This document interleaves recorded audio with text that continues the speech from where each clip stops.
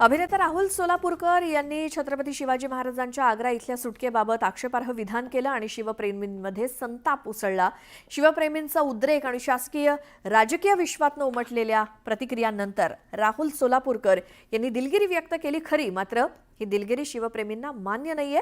राहुल सोलापूरकर यांच्या विरोधात देशद्रोहाचा गुन्हा दाखल करावा अशी मागणी अमोल मिटकरींनी राज्यपालांकडे केली आहे। तर पुण्यामध्ये ठाकरेंच्या शिवसेनेनं राहुल सोलापूरकर यांच्या घराबाहेर जोरदार निदर्शनं केली। इतिहास रंजक कसा केला जातो यासाठी काय काय गोष्टी भरल्या जातात हे सांगण्याचा फक्त प्रयत्न करत होतो, पण हे बोलण्याच्या नादात लाच या शब्दामुळे जर शिवभक्त शिवप्रेमी नाराज झाले असतील तर मी मनपूर्वक दिलगिरी व्यक्त करतो। राहुल सोलापूरकर यांनी व्यक्त केलेली ही दिलगिरी शिवप्रेमींच्या पचनी पडली नाहीये। ही दिलगिरी नसून केवळ दिखावा असल्याचं सांगत राहुल यांनी नाक रगडून महाराजांची माफी मागितली पाहिजे अशी मागणी करत पुण्यात ठाकरेंच्या शिवसेनेने जोरदार आंदोलन केलं। कायमच हा नवा अनाजी पंत या पुण्यामध्ये जन्माला आलाय, त्याला ठेचून काढल्याशिवाय शिवसेना शांत बसणार नाहीये। राहुल सोलापूरकरनी नाक घासून माफी मागितली नाही तर त्यालाही त्याच पद्धतीने आम्ही उत्तर देणार आहोत। त्यांनी छत्रपती शिवाजी महाराजांच्या पुतळ्यावर येऊन नाक रगडून माफी मागितली पाहिजे। शिवसेना उभाटाच्या शिवसैनिकांनी निदर्शनं करत राहुल यांच्या घराकडे कूच केली, मात्र पोलिसांनी त्यांना अडवल्याने गनिमी काव्याने ते राहुल यांच्या घरावरती धडकले। पोलिसांनी त्यांना अडवण्याचा प्रयत्न केला असता त्यांनी तिथेच ठिय्या मांडला। त्या गृहमंत्र्यांना, या बीजेपीच्या सरकारला विनंती आहे, तो जर आमच्या दैवताचा अपमान करतोय तर तुम्ही त्याला अटक करा, त्याच्यावरती कारवाई करा। अरे आम्हाला का अडवताय? भूमिका साकार करतो, मला अक्कल नाही का? छत्रपतीबद्दल काय बोलायचं नाही? राहुल सोलापूरकरांनी लाच घेऊन हे भाषण केलं नाही कशावरून?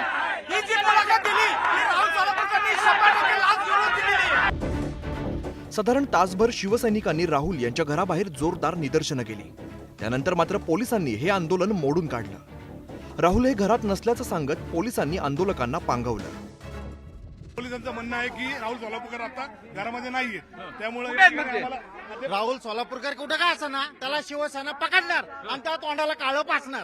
तो जे करतोय ना, जो गप्पा मारतोय ना, त्याला काळं पासल्याशिवाय त्याला कळणार। आंदोलन संपलं, हा दिसन तिथं मारणार, कारण छत्रपती शिवाजी महाराजांचा अपमान हा दरड आम्ही यांच्याकडनं होतोय आणि तो सहन केला तर जाणार नाही, कारण महाराष्ट्रामध्ये काय हातात बांगड्या भरलेल्या नाहीत। शिवप्रेमींप्रमाणेच खासदार उदयनराजे भोसले यांनी सुद्धा आक्रमकपणे आपला संताप व्यक्त केला। तर राहुल यांच्या विरोधात देशद्रोहाचा गुन्हा दाखल करा अशी मागणी अमोल मिटकरींनी केली।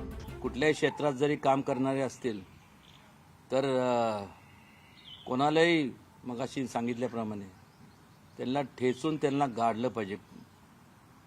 ते म्हणतो ना आपण, ही चूक नाही तर घोड चूक आहे आणि त्याला माफी असूच शकत नाही।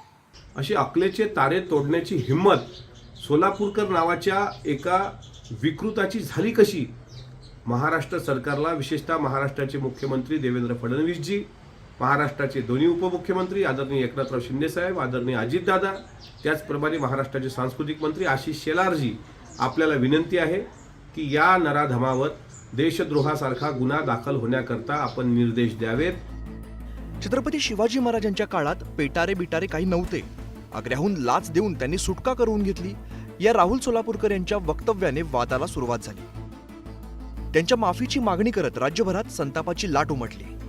त्यांनी दिलगिरी व्यक्त केली, मात्र त्यावरूनही उद्रेक झाला असून हा वाद लवकर शमण्याची चिन्ह आता तरी दिसत नाहीये। पुण्याहून चंद्रकांत फुंदेसह ब्युरो रिपोर्ट, न्यूज 18 लोकमत।